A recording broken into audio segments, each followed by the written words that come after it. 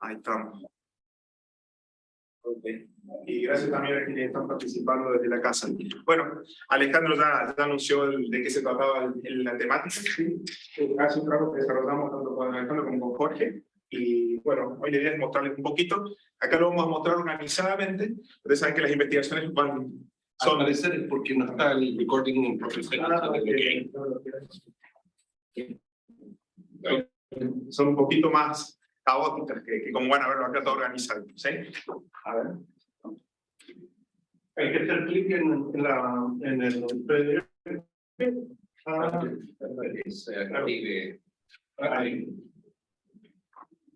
Sofisticado. Listo. Estamos. Bueno, básicamente lo que vamos a ver es motivación, ¿sí? Los objetivos que teníamos, una descripción breve y modelado de lo que estamos charlando, algunos resultados, ¿sí? Bueno, conclusiones también. La idea, ustedes pueden ir consultando si les parece, a medida que va haciendo la presentación. Ya sabemos, ¿sí? Pero todos que estamos trabajando con planificación o que nos hemos enfrentado a hacer una planificación en un momento, aunque sea viajar en metro, sabemos que la cosa no se comporta exactamente como uno quiere. Y eso tiene que ver con que no necesariamente la variabilidad juega a nuestro favor. A veces sí, otras veces no, pero en realidad la toma de decisiones a veces nos lleva a que tengamos que reverlas a las que vamos tomando. Y eso sí se debe a que está presente la incertidumbre, que puede ser por distintas cosas. Puede ser por falta de información, porque hay errores acerca de lo que conocemos, e incluso por simplificaciones que hacen. Y todo eso, habitualmente, especialmente en el ámbito de los negocios, se enfrenta con un concepto que es la flexibilidad. ¿Sí? La flexibilidad, ¿por qué lo menciono en el ámbito de los negocios? Porque en definitiva va a tener un costo. ¿Sí? Si nosotros quisiéramos, por ejemplo, les habrá sucedido que cuando ustedes tienen que tomar una decisión, mientras más pueden invertir en esa decisión para tener un tipo de cobertura, va a ser más fácil de que puedan afrontar algunos inconvenientes que puedan surgir. Pero eso también es un montón de dinero que está parado. Bueno, este ámbito de la flexibilidad es un ámbito muy interesante para trabajar porque tiene un trade-off natural.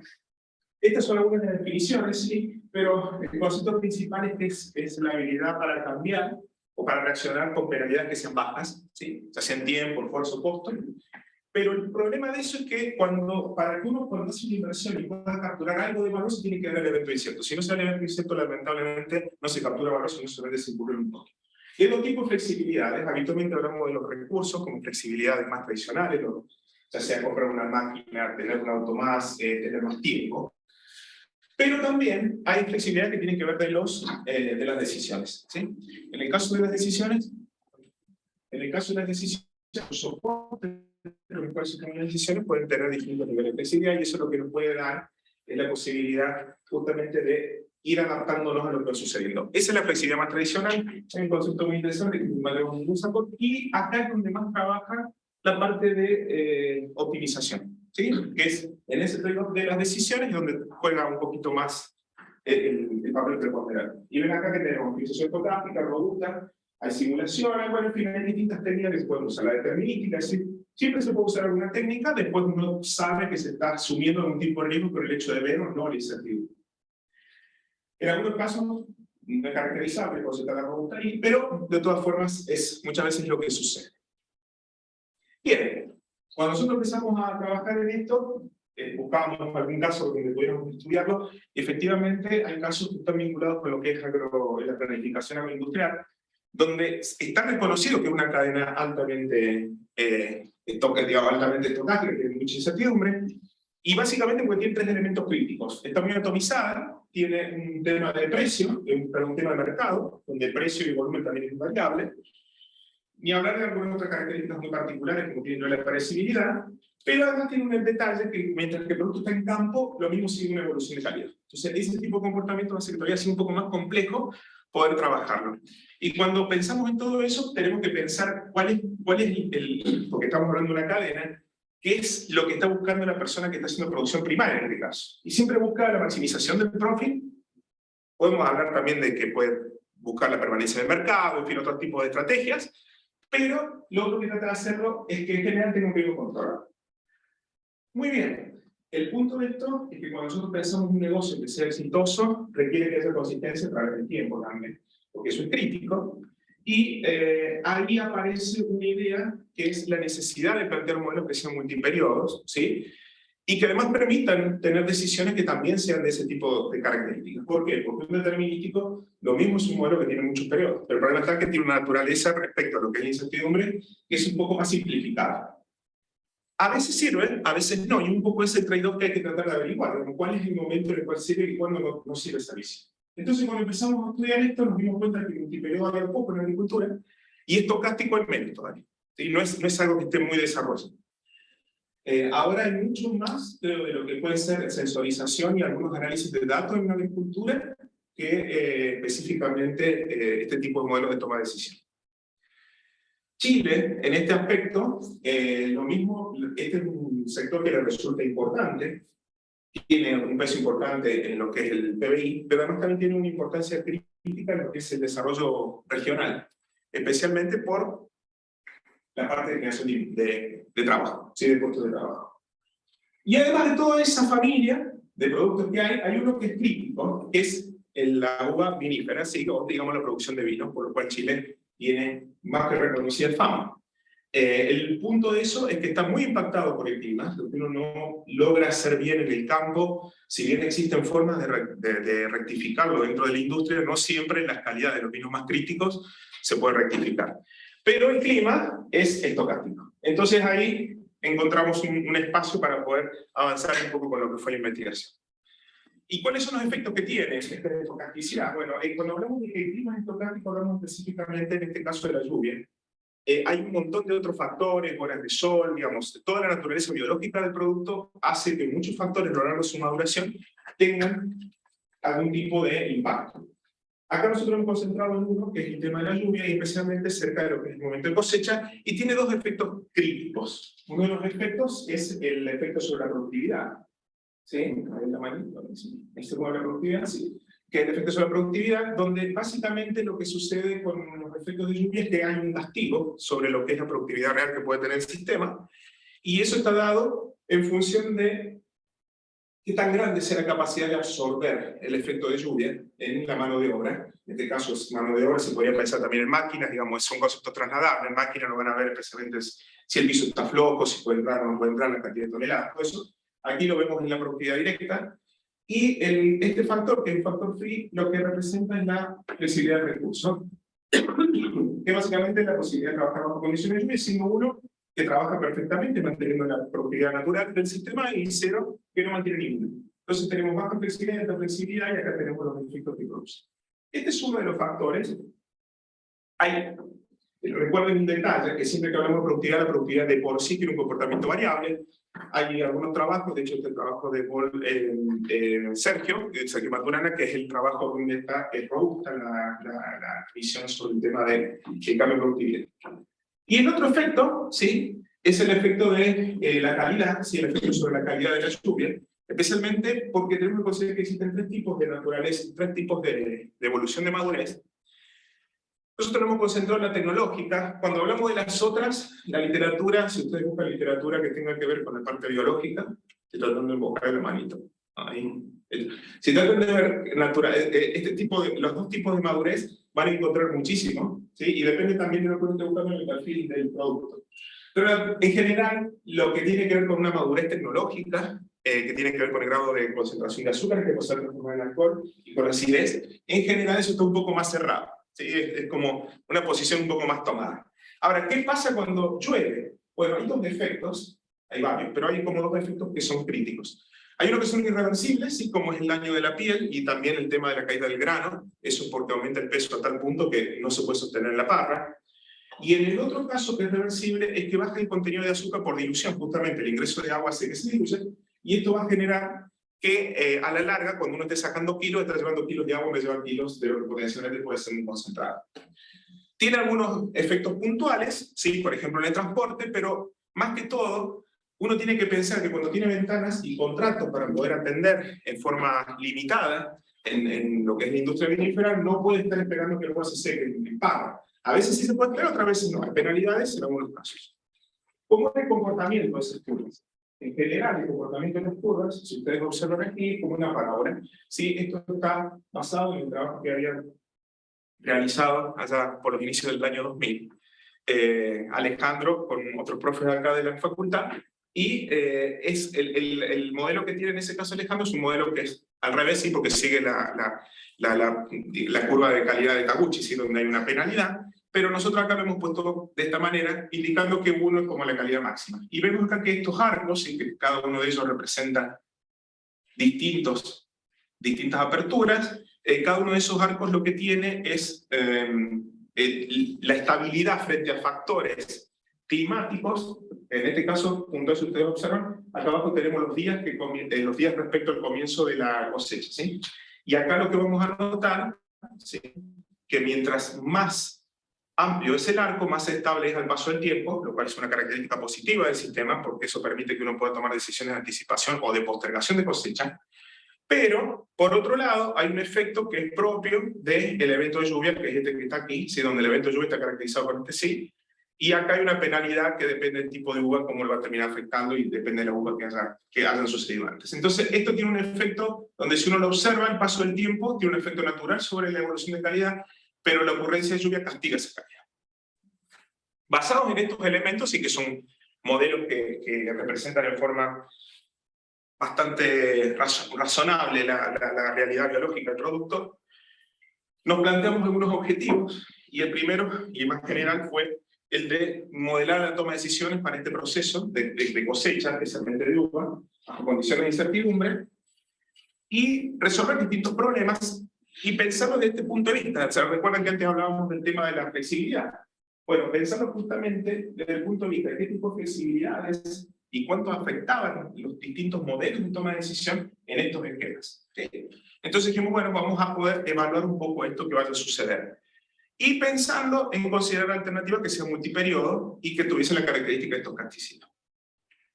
A partir de ahí establecimos 3 puntos, ¿sí? Modelar y resolver el problema de cosecha, después buscar la sensibilidad en distintas condiciones de incertidumbre y flexibilidad, y después tratar de ver un elemento que es crítico, porque sabemos que el multistage tiene sus ventajas, pero también sabemos que el multistage tiene otro problema, que es la tractabilidad, tiene un problema de tamaño. Entonces la descripción general del problema está por acá.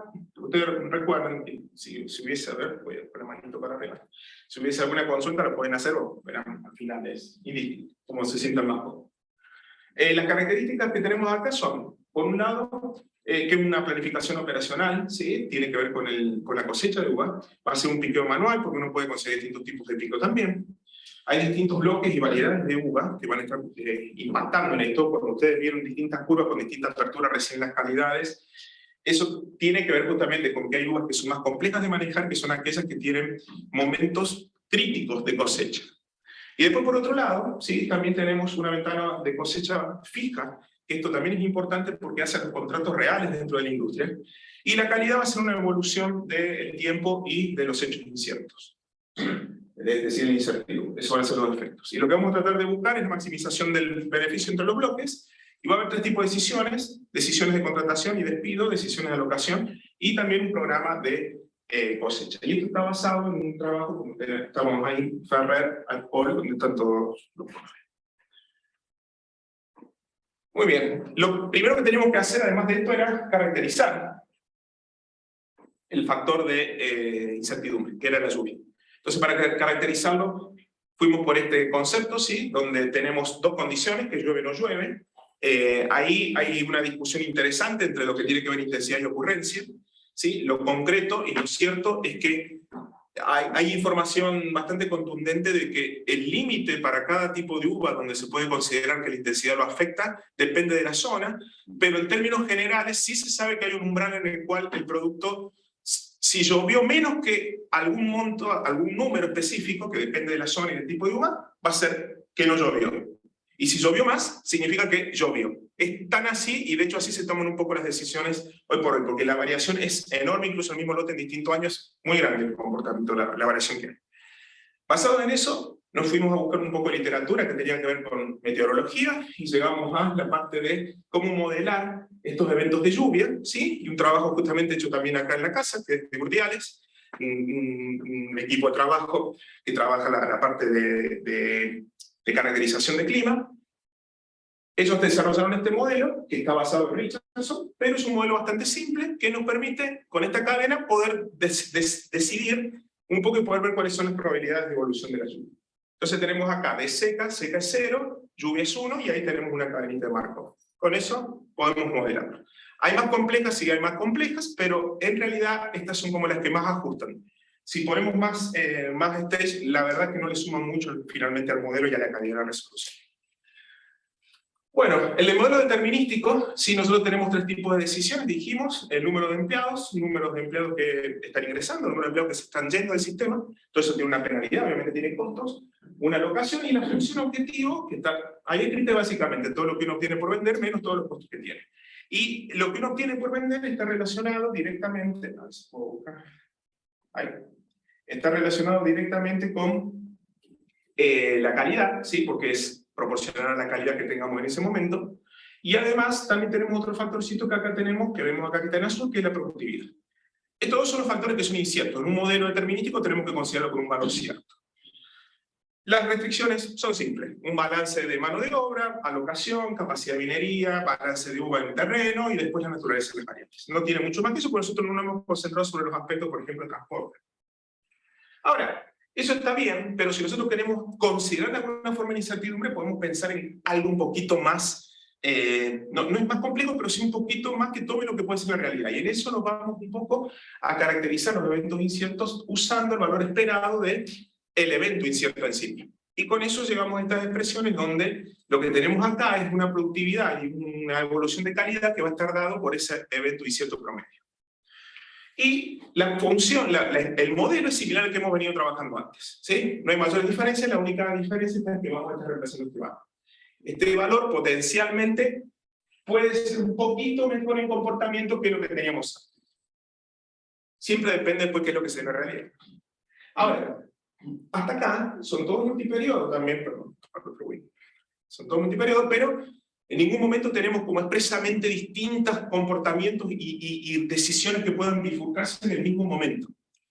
Cuando pasamos acá, ya empezamos a tratar de caracterizar un poco lo que es el estadio de la decisión. Y acá tenemos, este es un stage, ¿sí? Tenemos un nodo, ¿sí? Que este nodito que está acá, depende de cómo ustedes lo quieran ver, pero básicamente es el evento incierto, ¿sí? Entonces podemos tomar decisiones antes de ese evento incierto, acá, o podemos tomar decisiones después. Si tomamos decisiones antes, las decisiones van a ser comunes antes del evento incierto, y si las tomamos después, vamos a poder usar esa información y nos vamos a ir a parar a el update del sistema tomando en cuenta esa información revelada.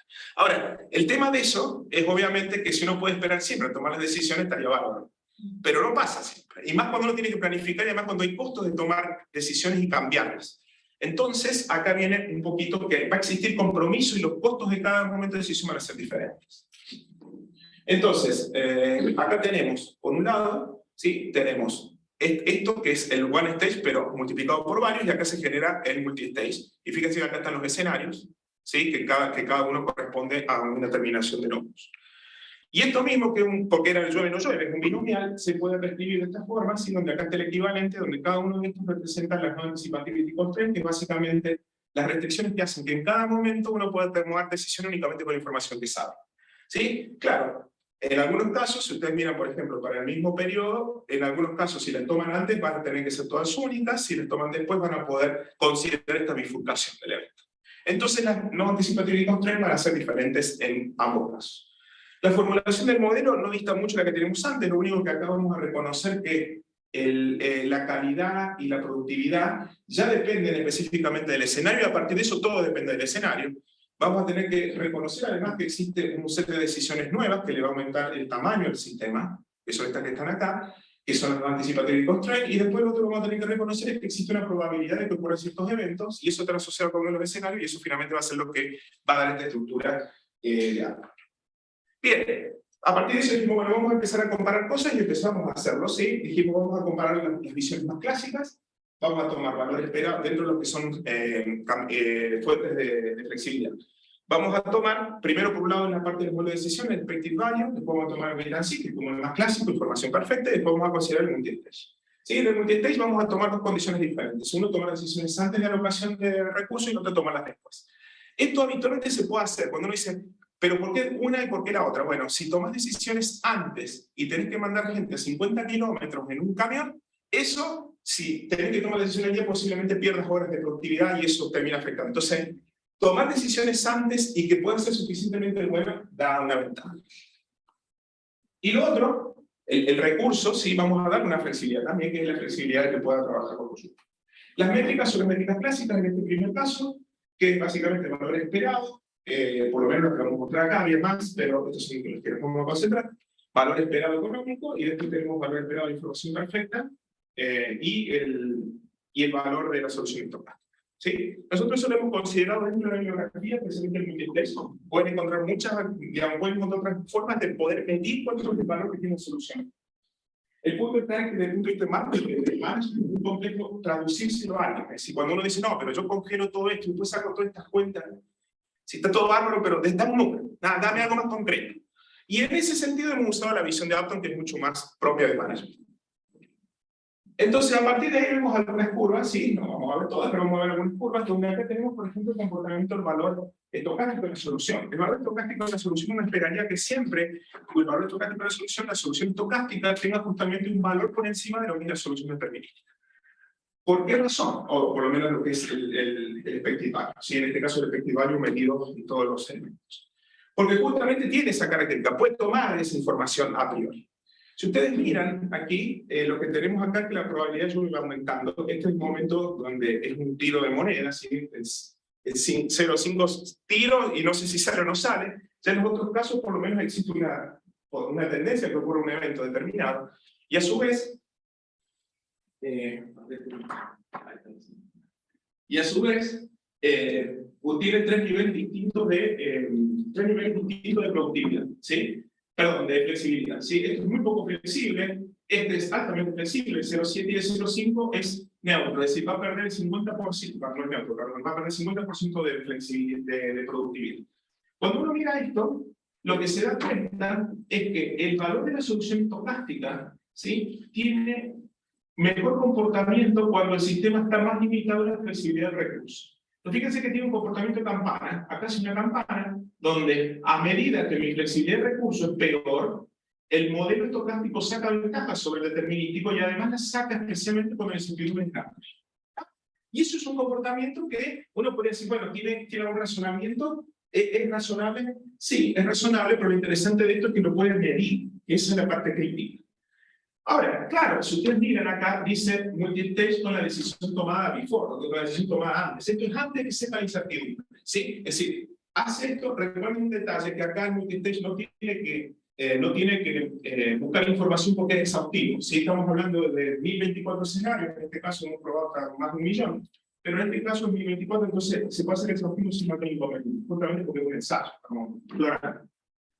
Cuando vamos acá, ¿sí? En este caso estamos hablando, esto es calidad estándar de uva. Cuando vamos a la calidad más alta de uva, vemos que las curvas se amplían, pero es netamente por lo que es el impacto económico.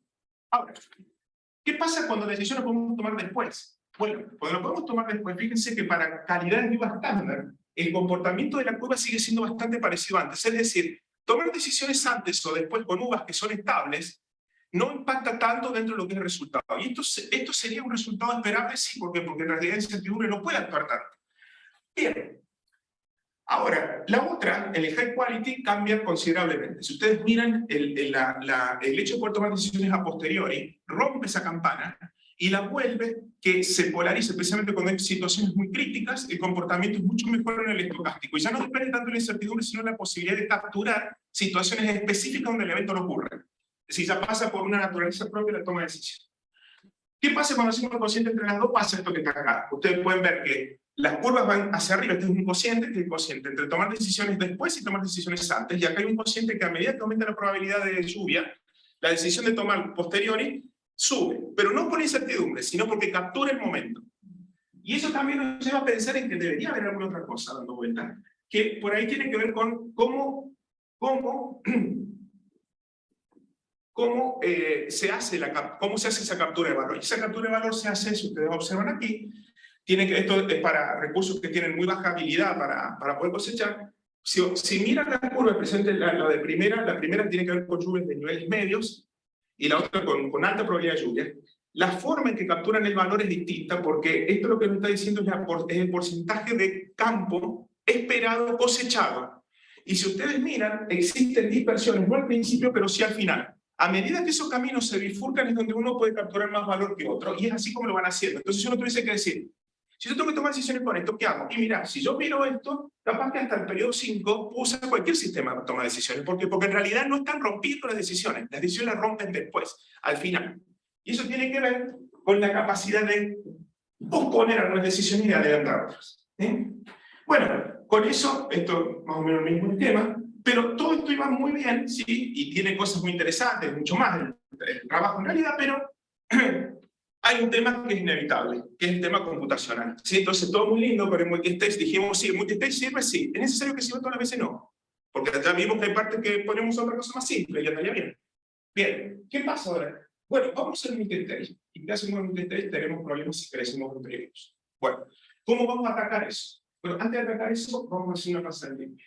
Y la pasada limpia nos dice que los recursos flexibles compiten contra los soportes de decisión que son flexibles en un contexto que sea altamente incierto. Los modelos estocásticos los mismos muestran oportunidades y los modelos multistage son al menos mejores que los otros. Pero eso no significa, desde el punto de vista práctico, que tengan que usar.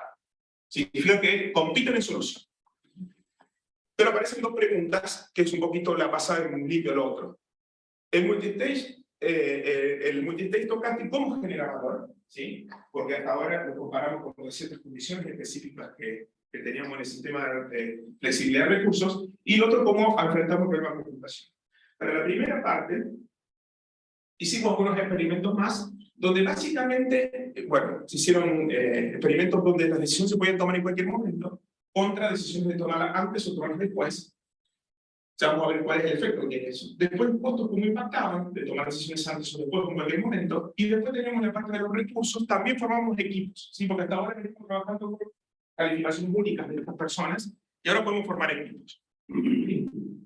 Y para poder medir eso, y para poder saber cuándo se bifurcaban, cuándo cambiaban los patrones de decisión, usamos un criterio que tiene que ver con lo que se llama la equidistance. ¿Sí? Si uno mira esto, lo observa, y si uno se posiciona sobre el último periodo, ¿sí? Dependiendo que tenemos, digamos, tenemos como 3 periodos en cada uno de estos casos. Si uno mira, para acá, ¿sí? Si nosotros vemos la distribución de estos valores, vemos la distribución de estos valores, y vemos la distribución de estos valores, tomando en cuenta la probabilidad de que se den, son exactamente iguales. Pero hay un problema. ¿Cuál es el problema? Que si yo me paro, por ejemplo, en el primer árbol, y me paro acá, una vez que sucede un evento y me dirijo, por ejemplo, a este nodo, yo sé lo que va a pasar exactamente en el futuro. Pero, si yo me voy a este, por ejemplo, aunque la probabilidad de ocurrencia sea exactamente igual en todos los casos, cuando yo me paro acá, todavía no sé qué va a pasar en el futuro. Y si yo me paro acá, tampoco sé qué va a pasar en el futuro. Eso es un problema porque, en realidad, la distribución de lo que puede pasar al final no significa que cuente la historia de cómo fue dándose. Y desde el punto de vista de un árbol eso es crítico, porque las decisiones no se toman con la película al final, sino que se tienen que ir tomando en esa evolución.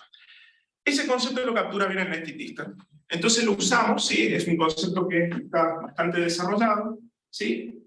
Captura eso, captura la estructura, y hay algunos elementos, ¿sí? Son básicamente, tiene una correlación con los comportamientos de las funciones objetivos, pero no es exactamente, no es que yo con uno puedo evitar calcular el problema. Pero bueno, es algo que por lo menos nos da la idea de cómo poder ver, de ver cómo se van bifurcando los árboles. ¿Sí? Si los árboles tienen diferente comportamiento en su estructura. Bien, para eso decidimos hacer algunos experimentos. Primero tomamos las decisiones, dijimos, tomar decisiones después va a ser igual a 1 más un delta de tomar las decisiones antes, y vamos a darle otro elemento que va a ser tomar decisiones en cualquier momento, va a ser la sumatoria de los dos costos. Ventaja de tomar decisiones en cualquier momento, puedo corregir. Problema, sume costos, porque si se van al principio, después tengo que corregir, sume costos. ¿Qué deberíamos encontrar? Algún tipo de ventaja en eso. Sensibilizamos, ¿sí? Se encuentra este tipo de comportamiento, esto es para ver cómo va evolucionando, ¿sí? Pero quiero ver si tenemos una curva que es un poquito más clara. No tenemos curvas un poquito más claras. Pero para que lo puedan considerar, fíjense que tomar decisiones a posteriori, independiente del nivel de probabilidad de lluvia, captura mucho, tomar decisiones en cualquier momento, a diferencia de lo que probabilidad, a diferencia de lo que era antes, captura mucho más el valor que tomar decisiones a posteriori. ¿Por qué razón? Porque la posteriori de por sí es más caro, y el otro tiene la posibilidad de tomar decisiones antes. Y uno diría, Y eso me sirve o no me sirve, desde el punto de vista de conseguir información permanentemente, tiene un peso importante. Entonces, hay que pensarlo desde el punto de vista práctico. Lo otro es cómo se va generando esa diferencia. Entonces acá fíjense que tenemos varios árboles comparados. Tenemos que el árbol antes, el árbol después, el árbol antes, tomando decisiones antes en cualquier momento, y el after, y tomando decisiones en cualquier momento. Si ustedes miran, el que está más abajo de todo, ¿sí? El que está más abajo de todo, esta línea, ¿sí? A medida que aumenta la probabilidad de lluvia, nos dice que entre tomar decisiones antes y tomar decisiones en cualquier momento, hay una pequeña diferencia a medida que aumenta la probabilidad de lluvia. Y si nosotros vamos acá, vemos que tenemos entre tomar decisiones antes y tomar decisiones en cualquier momento, se comporta más o menos similar con tomar decisiones a priori, ¿sí? Esto es un comportamiento interesante porque ayuda dando una idea de cómo se va bifurcando el árbol. Y esto sucede cuando tienen alta habilidad. La alta habilidad lo que hace es anular el efecto que tiene el sistema de toma de decisiones, ¿sí? Un sistema de toma de decisiones súper sofisticado en un ambiente donde tenga muchísima flexibilidad aporta muy poco. Es un poco el peligro. Bien, lo otro era el tema de medir productividad. Es decir, acá tenemos una parte de la productividad que tiene que ver con contratación, considerando que hay un rookie y un experto, sí, son distintas las productividades, distintos los costos, y lo que uno esperaría, por lo menos por lo que es la parte económica más clásica, es que la decisión sea contratar expertos, siempre y cuando el punto de productividad sea más barato que el punto de productividad del rookie, ¿sí? Eso es como un poco la idea. Pero cuando nosotros vamos a los resultados de eso, lo que nos damos cuenta es que en realidad la contratación, suponga, en este caso lo que nos dice es que aumentamos la productividad en un 10% y aumentamos el costo en un 10%. Uno esperaría que por lo menos hasta este punto haya algún tipo de equilibrio.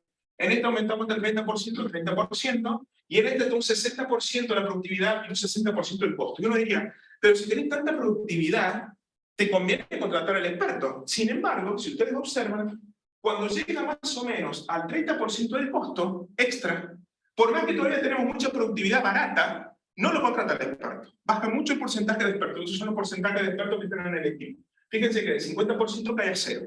¿Por qué hace eso? Ese es un concepto interesante porque en realidad el sistema lo que está diciendo es, ok, yo lo podría contratar, pero eso solamente si vos me aseguras que lo voy a usar. Como el sistema es incierto, no lo puedo usar, y por lo tanto, aunque sea más barato el punto, en general le va a resultar más caro por todo lo que está alrededor. Entonces, cuando un poco lo que nosotros decimos de esto, ojo, cuando uno tiene que tomar algunas decisiones en este ambiente de incertidumbre, no siempre el más barato punto a punto te resulta conveniente. Entonces, bueno, tiene otro tipo de visión que es un poquito distinto, como algo distinto a lo que diría la parte económica más tradicional. Bien, todo muy bonito hasta acá, pero hay un punto. Primero, tenemos algunas ventajas en los árboles, sí, multistage anda bien, tiene granularidad con una buena precisión, también nos permite tomar decisiones bien, pero tiene algunos problemas. A medida que aumenta la granularidad, tiene problema de tiempo, a medida que aumentan los periodos, también incrementa el tamaño, y además la información para algunos periodos que están más cercanos es más confiable que periodos que estén más lejanos. Y ni hablar si nosotros empezamos a dividir eventos en el mismo periodo. Al final esto termina siendo un árbol muy grande. Entonces dijimos, ¿qué podemos hacer? Vamos a tratar de sacar las ideas que nos sirven. Mantener la granularidad nos sirve. Simplificar las partes futuras también, porque en definitiva no sabemos tan bien cómo se va a comportar. Porque imagínense que si en 10 días tenemos 1024 escenarios en realidad para muy pocos lotes, entonces esto puede ser muy grande si uno lo piensa en una aplicación real. Y lo otro es que siempre requerimos información que esté actualizada, y que nosotros en nuestro modelo, por ser exhaustivo, no la necesitamos. Y ahí surge un poco la idea de pensarlo esto con el esquema de horizonte rodante, pero mantener la granularidad. Entonces el esquema de horizonte rodante es básicamente un esquema en donde se va a considerar un periodo de tiempo, habrá una simplificación, hay un periodo donde uno mira con un mayor grado de detalle, va a tratar de tomar decisiones en ese periodo pensando en lo que viene al futuro, y de ese total de decisiones va a implementar solamente un periodo, va a implementar algunos periodos y va a revisar el sistema. Esa visión, ¿sí?, que tiene que ver con la estructura temporal con la cual se plantea el Rolling Horizon, nosotros lo llevamos a esto, que es un arbolito que se llama Rolling Tree, el árbol rodante. El árbol rodante parte de que esta es una estructura también binomial, decimos, ok, esto es binomial, vamos a considerar un cierto periodo, ¿sí? Vamos a considerar los nodos que están en rojo para pensarlos en términos de que vamos a mantener la granularidad. Lo que estamos haciendo es horizonte, lo vamos a simplificar. Puede haber distintas estrategias de simplificación, como por ejemplo, peor caso de valor esperado. A partir de eso se obtiene una resolución. De esa resolución, nosotros en nuestro caso, en la realidad sería que ocurre en la realidad, en nuestro caso lo simulamos, llegamos entonces a pararnos en otro nodo, volvemos a repetir el proceso, vemos la regularidad, simplificamos lo que es escenario a partir de cierto horizonte, de nuevo, y así sucesivamente, y con esto se va construyendo este horizonte que es rodante, ¿sí? Pero que tiene estructura de datos. Esto obviamente tiene el algoritmo y tiene además una sensibilidad importante a toda la granularidad. ¿Qué hicimos con esto? Bueno, hicimos varios experimentos, por supuesto, usamos distintas estructuras temporales, también se trabajó sobre 10 periodos, ¿sí? Y usamos dos reducciones, que fue valor esperado y el peor caso, y usamos estas medidas de performance. El valor esperado, ¿sí? De la solución, los tiempos computacionales y, a su vez, la exposición de los resultados negativos. ¿Por qué? Porque cuando uno hace esto, lo que uno podría decir acá, si yo tengo todo el árbol, yo me voy a asegurar de ver concretamente el comportamiento del escenario. Pero si vos me empezás a cortar el árbol, me estás haciendo que tome decisiones y tal vez me pones en una situación de riesgo. Bien, para evitar eso, es que también analizamos la parte de riesgo que podía tener.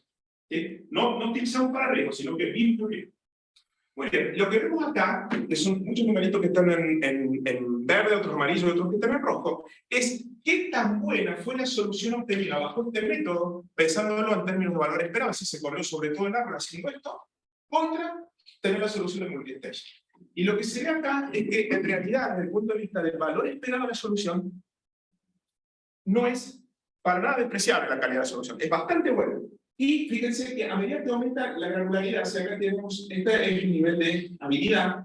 Por ejemplo, en situaciones donde la habilidad es crítica, que es cuando tenemos baja habilidad, la granularidad, incluso en situaciones donde la granularidad es muy baja, ¿qué significa granularidad baja? Que mi árbol inicial es muy chiquito. Si es muy chiquito, veo muy poco. Y si veo muy poco, pierdo detalle y me vuelvo un poco mío. Pero eso que está ahí, fíjense que estamos en el 84%. Ya después los números son bastante buenos.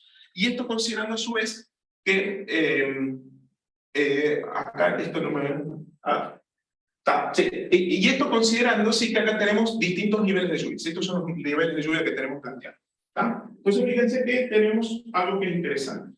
Hay características muy particulares. Por ejemplo, si yo tengo un bajo nivel de lluvia, pero siempre pienso que va a llover, obviamente voy a hacer todas cosas que son para cubrirme, y eso no tiene mucho sentido, por eso que castiga tanto el sistema.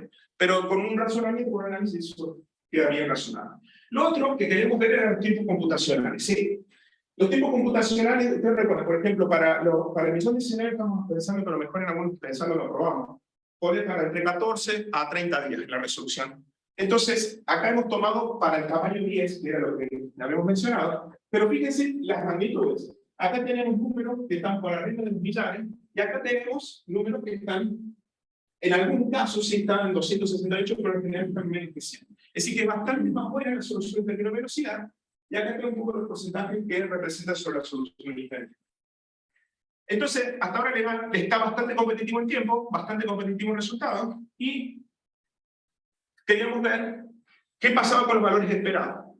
Y cuando vemos los valores esperados, estos son los valores esperados que tenía el sistema en ese caso, estos son para las condiciones que estamos planteando, bueno, ahí está. Pero cuando nosotros tomamos, sí, esto que estamos, si está en la condición de lluvia, lo que estamos planteando acá tiene que ver con el expected shortfall, ¿sí? En 10%, y que estamos considerando total en miles, ¿sí? Y fíjense que el expected shortfall, cuando uno toma el expected shortfall del MS, y después mira los expected shortfall que se da para cada uno de estos, estamos en valores medianamente similares. Es decir, no es que nos estemos descubriendo tanto por estar asumiendo simplificaciones en el árbol. Uno podría decir, ojo, cuando te venís a un escenario donde estás pensando que todo va a estar mal, sí te estás desprotegiendo mucho. Pero si uno lo piensa al revés y dice, sí, pero ¿sabes qué? Tengo una solución que es robusta. Desde el punto de vista del precio, se desprotegió mucho, pero desde el punto de vista de la posibilidad de acción, tiene una buena cobertura. El balance es un poco más complejo ahí de hacer porque efectivamente depende con qué capacidad de reacción se quiera necesitar. Entonces, una vez que hicimos todo esto, ¿sí? Ya nos habíamos cansado. Entonces, ahí dijimos, bueno, paremos acá, está bien. Y sacamos algunas conclusiones. Por un lado, teníamos que el valor esperado con el MS, con el multistage, dependía el gap del nivel de incertidumbre. Esto es real, el tema está cómo se mide, ¿sí? Cómo medirlo y que tenga una significancia para quien lo ve. La flexibilidad de los recursos compite con la flexibilidad de los modelos. De nuevo, es algo que uno diría, sí, ok, te conviene tener 6 máquinas paradas antes de andar viendo cómo cambia el clima. Pero de todas formas, de nuevo, solamente un ejemplo, en una viña muy grande, que es una viña de España, ellos tenían, para el momento de cosecha, tenían 3 máquinas trabajando, 3 máquinas de repuesto y 3 máquinas contratadas, 9, y usaban 3 máquinas. Entonces, claro, está bien, si lo puedes hacer, lo haces, pero... después el tema de anticipación y posponer son 2 ventajas del modelo de multistage. Tomar decisiones en cualquier momento es más versátil, por supuesto, también tiene algunos elementos, lo bueno es esto que lo hemos podido medir. Y para nosotros algo que fue muy crítico es que el tema del RT sí es un approach que parece tener algo de fuerza, entonces lo queremos seguir procesando. Y además, las formas de simplificar el RT y las estructuras temporales también tienen un efecto interesante. Entonces ahí vemos que esto puede ser un buen punto para desarrollar, especialmente pensando en aplicaciones que sean reales. Pero todo muy bien, pero nosotros cuando nos planteamos esto dijimos, bueno, queremos llegar con algo a alguien que lo use. Y dijimos, todo eso cómo lo podemos achicar así. Entonces, una vez que hicimos todo eso, dijimos, bueno, ahora vamos a hacer nuestro arbolito para que con ese arbolito tome la decisión el decisor. Si tenés gran tolerancia al efecto computacional, no tengas ninguna duda, usar el multistage. Si eso te molesta, fíjate cuál es la condición de habilidad de tu personal. Si pueden trabajar muy bien, entonces si todo madura más o menos en el mismo periodo, usa directamente un expected, porque se va a comportar muy bien y va a andar bien. Si no es así, tenés que usar un rolling tree, que tenga un rolling tree con valor esperado, donde el porcentaje de granularidad esté en el orden del 40-50% del tiempo. Es decir, el total del árbol, usa ese pedacito de árbol granular. Ahora, si la probabilidad de lluvia, si la habilidad que tenés es menor que esa, y tenés una alta probabilidad de lluvia, entonces usar el peor caso, de nuevo, porque es más lento, es más rápido en este caso. Y si... y si esta probabilidad de lluvia es, acá dice más 0,7, si es menor que eso, y es menor que 0,3, entonces usa el valor esperado, y si es menor que 0,3, y si no es menor que 0,3, es decir, queda en medio, usa el multistage, ¿sí? Que en ese caso va a haber que pagar un costo computacional, porque lamentablemente no habría ahí otra forma de atacar. Y bueno, y eso fue un poco lo que habíamos desarrollado, y estos son algunos otros elementos, ¿sí? Pero, en fin, esto es todo lo que se está haciendo ahora. Así que, agradecemos la atención, disculpen que ha sido un poquito largo. No.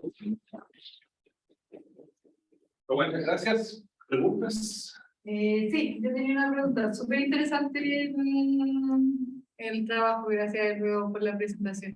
Ahí quería preguntarte cómo resolvían el multistage, así como fuerza bruta con todos los escenarios, ¿cierto? En ese sí, porque eran pocos. Ya. Y la idea era ver efectivamente cómo la granularidad, qué efecto tenía. Pero sabemos que si quisiéramos hacer alguna de hecho, el net distance se usa justamente para reducir escenarios. Entonces, si quisiéramos hacer, por ejemplo, con el millón de escenarios que lo trabajamos también, por ejemplo, el millón de escenarios tiene un tema, que es el tema que tarda mucho en resolverse. Claro, puedes buscar caminos que te lo hagan resolver más rápido, pero a nosotros nos interesa toda la apertura de eso, no nos interesaba pedacitos. Bueno, ahora estamos buscando otras alternativas para poderlo trabajar, pero sí, efectivamente, este fue exhaustivo. Sí. Y si ahí tenía un poco de duda, no me acuerdo muy bien cuando presentaste el modelo, ¿cuáles eran las decisiones? Las decisiones son contratación, despido de personal, que eso depende por el personal y por el tiempo, y después alocación. Y la alocación es básicamente el envío de la persona al lote. Entonces ahí aumenta el tamaño del modelo, y además de las decisiones que vamos a hacer así, tienen como el menor costo de que las cambies. Pero hay un problema que es el problema logístico. Si tenés lotes que están alejados unos de otros, logísticamente vas a tener que duplicar la dotación por las dudas. Entonces ahí viene un poco, cuando pensás en contratar y en despedir, como se tienen costos más altos, las decisiones son un poco más estables. Pero en los otros casos, que realmente lo que se cambia son, además en el ámbito real, trabajan muchas veces tenemos una gente que está trabajando permanente y después le pasas a la dotación que trabaja en cosecha, y la gente que está en cosecha trabaja 3 meses, 4 meses. Entonces tienen un tiempo un poco más prolongado. Oye, ¿y en qué tan fue? Me imagino que era un monstruo el computador donde estaban corriendo esto. No, hay varios. Este no es, pero era un Asus. Sí, bueno, igual. Era un Asus 16 GB, un i7 tiene. Con ese corría relativamente bien y rápido. Y después el otro, que es el de millón, ese lo corrimos en el clúster. Y también lo corrimos en una máquina virtual, y en la máquina virtual con 300 GB, ¿cuánto? Le costó, se arrastró. Sí, pero hay otras cosas que se pueden hacer. Igualmente nosotros usamos Python, y el Python para armar las estructuras tarda su tiempo. Entonces ahora tenemos algunas otras posibilidades de hacer que el armado del modelo, que te consume mucha memoria, sea más optimizado. Vayamos como wrapper de Python para que puedas poner Groovy, Simplex, lo que uno quiera. Es como el MPL, pero adentro del Python. Pero es mucho más potente, porque han desarrollado 8000 cosas nuevas. Sí, he estado buenas cosas de eso. ¿No? Gracias. No, ¿por qué? Súper, en la casa, ¿alguna pregunta?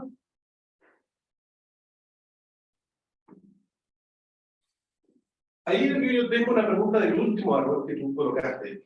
Ese árbol, ¿cómo se comporta frente a distintas calidades, el árbol de las decisiones, de qué utilizar, frente a distintas calidades de lugar?